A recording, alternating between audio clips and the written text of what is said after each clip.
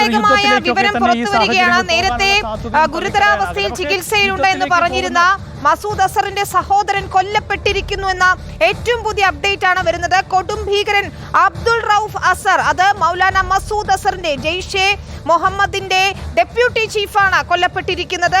അബ്ദുൾ റൌഫ് അസർ കൊല്ലപ്പെട്ടു. പാകിസ്ഥാനിലെ മിലിറ്ററി ആശുപത്രിയിൽ ചികിത്സയിലിരിക്കെയാണ് മരണം സ്ഥിരീകരിക്കുന്നത്. കാണ്ഡഹാർ വിമാനറാഞ്ചലിന്റെ ഉൾപ്പെടെ മുഖ്യ സൂത്രധാരനാണ് ഇപ്പോൾ കൊല്ലപ്പെട്ടിരിക്കുന്ന അബ്ദുൾ റൌഫ് അസർ എന്ന നിർണായക വിവരം പുറത്തുവരികയാണ്. മസൂദ് അസറിന്റെ സഹോദരൻ ആണ് കൊടും ഭീകരനായ അബ്ദുൾ റൌഫ് അസർ.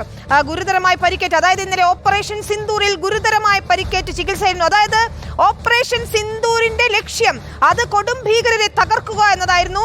അതിൽ ഏറ്റവും പ്രധാനിയായ ഒരാളെ കൊലപ്പെടുത്താൻ ഇന്ത്യക്ക് കഴിഞ്ഞിരിക്കുന്നു എന്നാണ്, വലിയ നേട്ടം കൈവരിച്ചിരിക്കുന്നു എന്നതാണ്.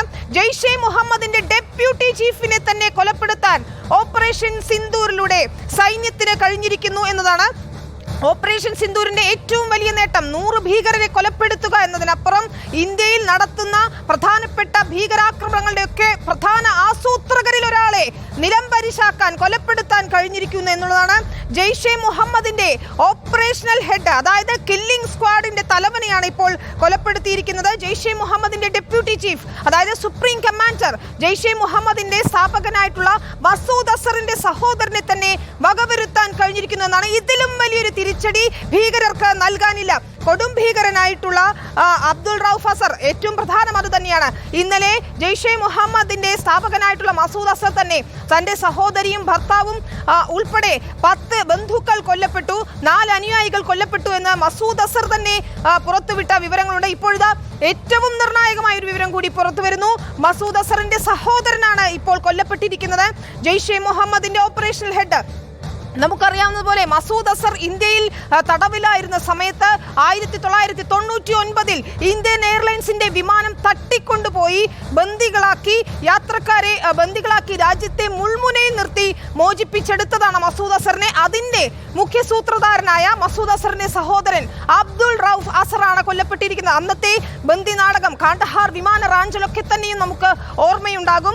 അതിനുകൂടിയുള്ള ഒരു തിരിച്ചടിയായി നമ്മൾ ഇതിനെ കാണണം. വർഷങ്ങൾക്കിപ്പുറം അതിന്റെ ആസൂത്രകനായിട്ടുള്ള കൊടും ഭീകരനെ കൊലപ്പെടുത്തിയിരിക്കുകയാണ് ഓപ്പറേഷൻ സിന്ദൂറിലൂടെ സൈന്യം. ഇതിലും വലിയൊരു നേട്ടം രാജ്യത്തിനുണ്ടാകാനില്ല. ഓപ്പറേഷൻ സിന്ദൂറിന്റെ ഏറ്റവും ഫലവത്തായ ഒരു നിർണായകമായ ഘട്ടം തന്നെ നമ്മൾക്ക് പറയാനാകുന്നു. ജെയ്ഷെ മുഹമ്മദിന്റെ സുപ്രീം കമാൻഡറെ തന്നെയാണ് കൊലപ്പെടുത്തിയിരിക്കുന്നത്. PR സുനിൽ, അത് തന്നെയാണ് ഓപ്പറേഷൻ സിന്ദൂർ അതിന്റെ ലക്ഷ്യത്തിലെത്തുമ്പോൾ 100 ഭീകരർ എന്നതിനപ്പുറം അതിലും വലിയ ഒരാളെ, അതിലും വലിയ തലവനെയാണ് ഇപ്പോൾ കൊലപ്പെടുത്തിയിരിക്കുന്നത് സൈന്യം എന്നതാണ്.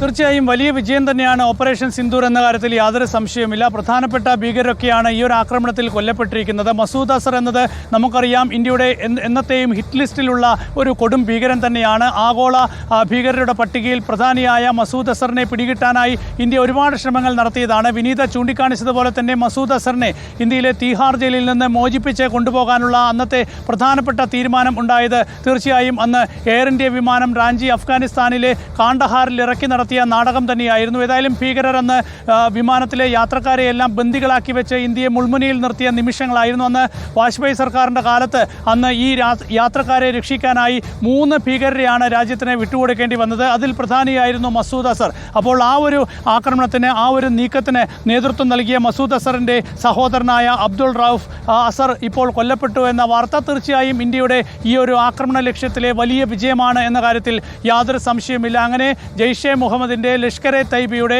ഹിസ്ബുൾ മുജാഹിദിൻ്റെ ഒക്കെ തന്നെ പ്രധാനപ്പെട്ട ഓപ്പറേറ്റർമാർ, കമാൻഡർമാർ, പ്രധാനപ്പെട്ട തലവന്മാർ ഒക്കെ തന്നെ കൊല്ലപ്പെടുന്ന ഒരു സാഹചര്യം തീർച്ചയായും ഇന്ത്യയിൽ എത്രയോ കുടുംബങ്ങളെ കണ്ണീരിലാക്കിയ ഭീകരന്മാരാണ് ഇവരെല്ലാവരും.